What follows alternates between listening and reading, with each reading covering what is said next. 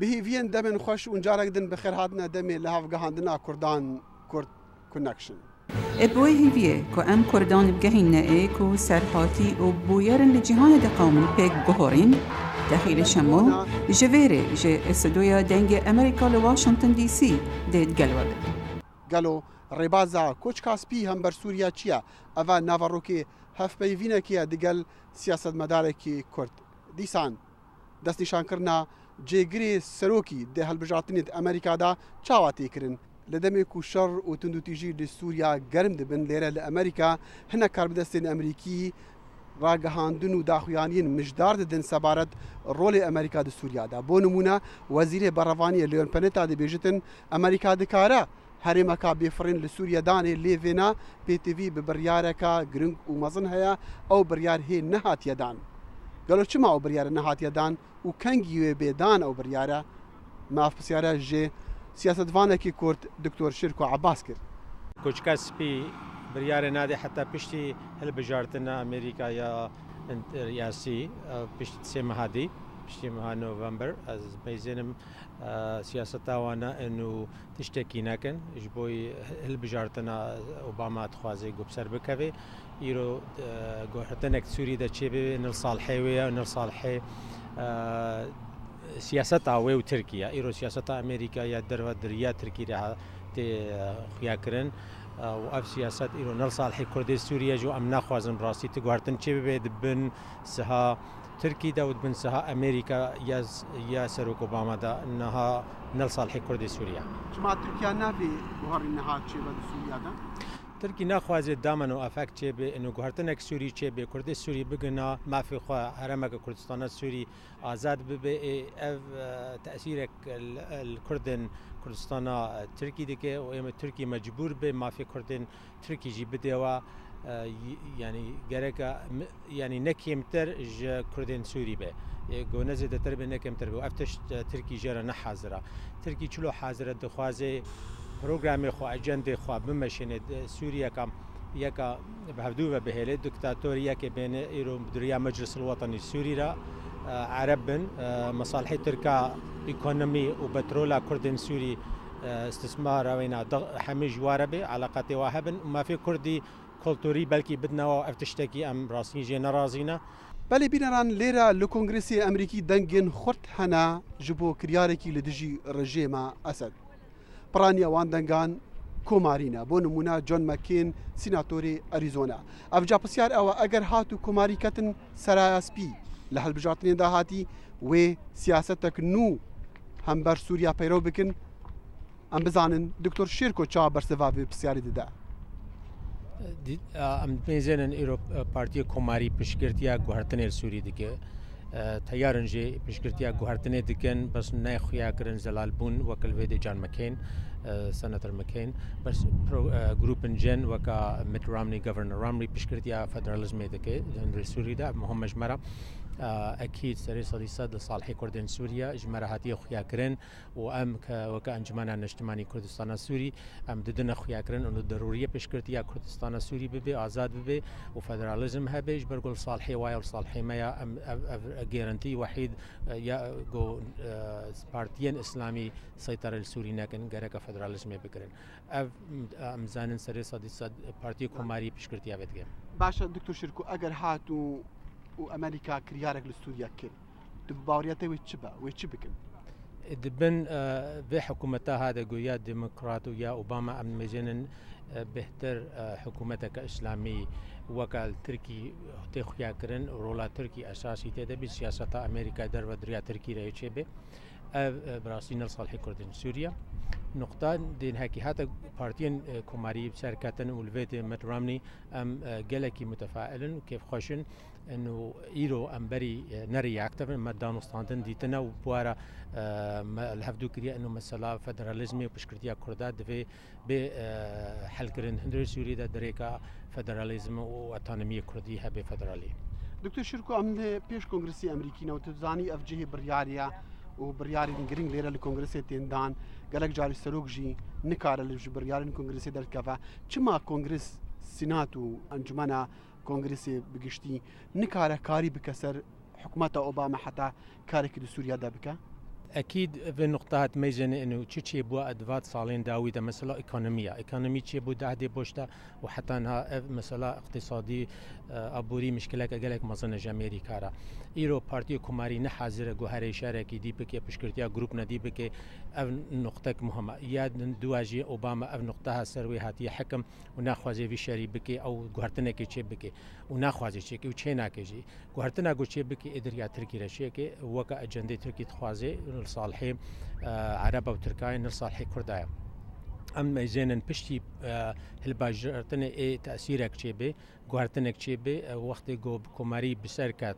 هنگی سیاست خو گوهرن سیاست صالحی ما به اكيد كونغرس بشكرتيا واكي ويرو كونغرس اعضاء كونغرس ولجانوي اساسي يقول دانستاندني امواره دكن تشجي دفاع تشجي انتليجنس تشجي درفا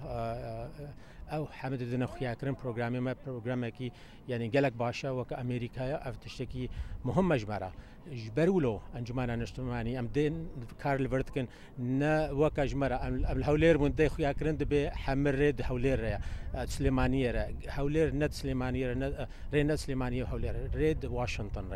ريا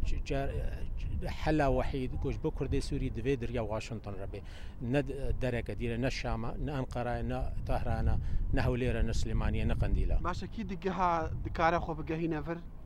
كونغرسي يعني رخادن كوش كاسبي اكيد كردن سوري كارن بس دفي كردي سوري زلال بن ما جواره جوين تشكرنا تشل وزارات الدربه تشج الكونغرسي امريكي وام هكارن اي مزنجي تشبكن جواره بس المهم ام نيزين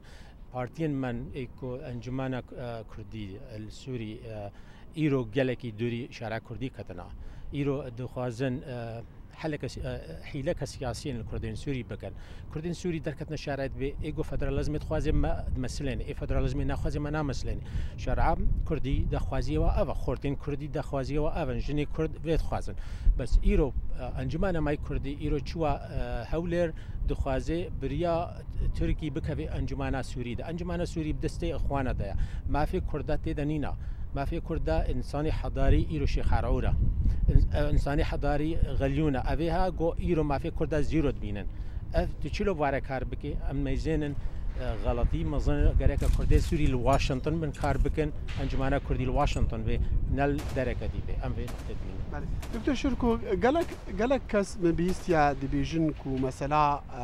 امريكا يعني كوش كاسبي كاركي ناكا جبو سوريا چونكو او نزانن رژیمات پشتی اسد و چاوا با افیک عاددوانجی چونکو رکابریا سوریش کنترل درکت یکن کس نزانه کیو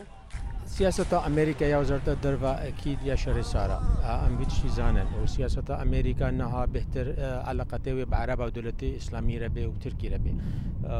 بس نمعناوي نزانن أكيد زانن جروب يقون ورن بهتر تيار إسلامي نشنو المصري السوري جيبه بس مشكلة مصري خرابتر بيجبرجو إما ما فين كردان بهتر تعدل ما بالهندري كردستان السوري أكيد سياسة وانا قلكي باشكتيا جرك خب جهرن جرك الريكي ببينن إنه دانستاندني بقوتين ديمقراطية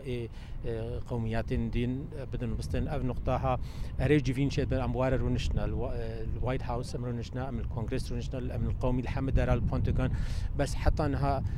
انفورميشن معلوماتي وان بهتر دانستاندنا بس نك هنوي برياري واكيد مشترى داخل يكرم بيارا وان